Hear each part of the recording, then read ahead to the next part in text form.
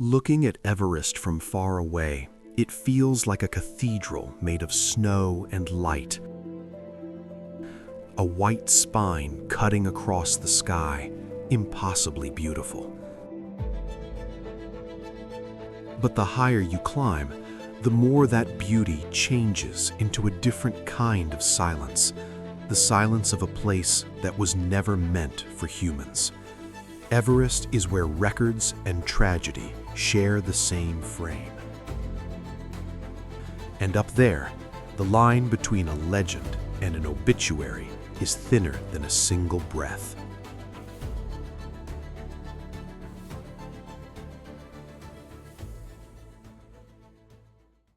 Everest is the clearest symbol on Earth, the highest point, the ultimate "I was here." A single photo on that summit can feel like a life achievement, a stamp on your identity, a story you get to tell forever. That's why the mountain keeps pulling people in, not just athletes, dreamers, people chasing a record, a reset, a proof. But Everest doesn't care about meaning. It doesn't reward courage. It rewards conditions. Because the moment you step above the last margin of comfort, your biggest enemy isn't the slope. It's the clock inside your lungs. And once that clock starts ticking, everything you thought this was, adventure, glory, willpower, turns into something else. It turns into survival math. There's a line on Everest where the rules change. Not officially on a map, but inside the body. Above a certain altitude, the air is so thin that recovery stops working. You can rest, but your body doesn't truly repair. Up there, you're not gaining strength, you're spending it. Every minute costs oxygen. Every step costs time. Every delay costs both. This is why Everest is dangerous even without drama. No avalanche required, no fall required, just too long. And the cruel part is how normal it can look. A person moving slowly, clipped to a rope, just one more step. But the reality is brutal. The death zone isn't a place where you fight the mountain. It's a place where you fight biology, and biology keeps the score. Then comes the section that feels like a toll gate, a place climbers talk about with a different tone. Not fear as panic, fear as respect. Because here, the terrain isn't just difficult, it's alive. Ice shifts, seracs lean, crevices open and close like seams. You can't debate it, you can't push through with attitude. You can only move through quickly and hope the mountain stays quiet. This is the kind of danger people misunderstand. They imagine risk as a mistake, as if the problem is one wrong step. But on Everest, some danger is structural. It's built into the route. You can do everything right and still be standing on a surface that changes while you're on it, which means the mountain isn't only testing skill, it's testing timing. Everest isn't climbed in a smooth, heroic march. It's climbed in bursts. Because the summit is guarded by something invisible: weather. The wind at the top is not just cold, it's force, it's pressure, it's a moving wall. So climbers wait for a window, a short stretch of calmer wind and clearer skies. And here's the twist. When that window opens, it opens for everyone. Dozens, sometimes hundreds, all aiming for the same narrow timeline. It turns the summit attempt into a race without a starting gun, a traffic problem at extreme altitude.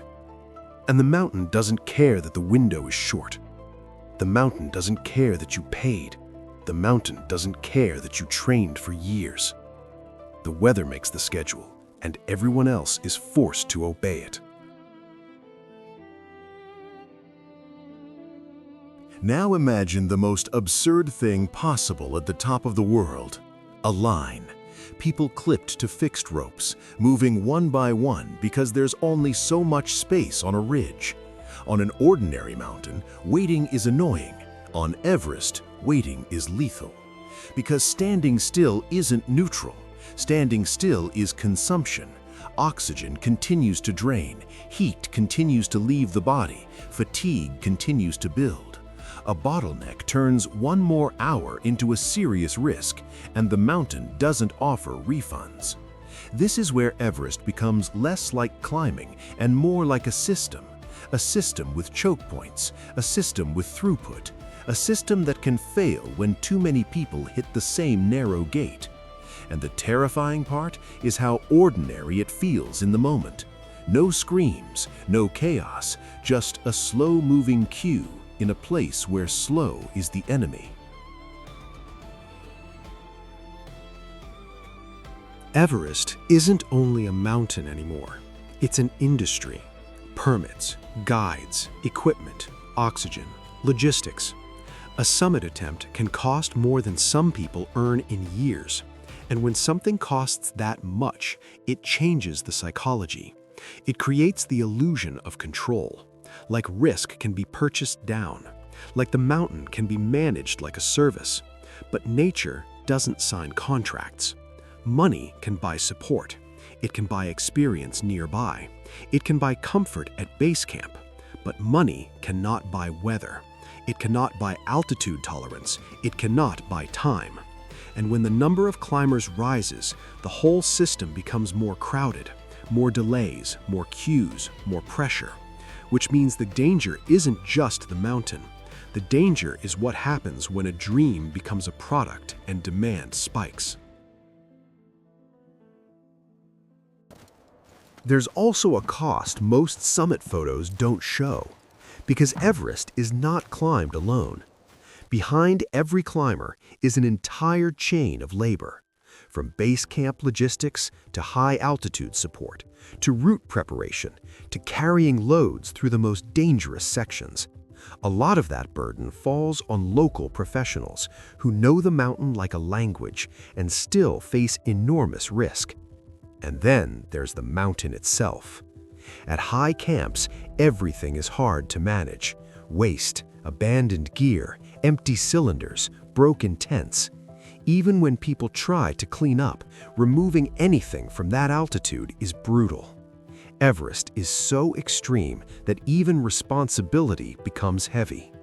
So the price of the summit isn't only paid in money, it's paid in risk carried by others and in damage that takes years to undo, which forces a quiet question beneath the glory. If the mountain is a symbol, what does it mean when the symbol starts breaking under the weight of demand? Here's the truth that makes Everest frightening. It isn't evil. It isn't angry. It isn't out to get you. It's worse than that. It's indifferent. Everest is a place where beauty and danger are the same thing. The same cold air that makes the sky look unreal is the air that starves the body. The same narrow ridge that looks like a masterpiece from far away becomes a bottleneck that punishes delay. The same dream that inspires people to come can pressure them to stay too long, push too high, decide too late. And that's the final lesson Everest teaches, quietly, relentlessly. A system can reshape your choices faster than you realize. Weather compresses the timeline. Crowds compress the route. Altitude compresses the margin for error. So the mountain becomes a clock, and the currency is breath. From far away, Everest looks like a cathedral. Up close, it's a reminder, not of how strong humans are, but of how thin the line is between a legend and a single breath that doesn't come back.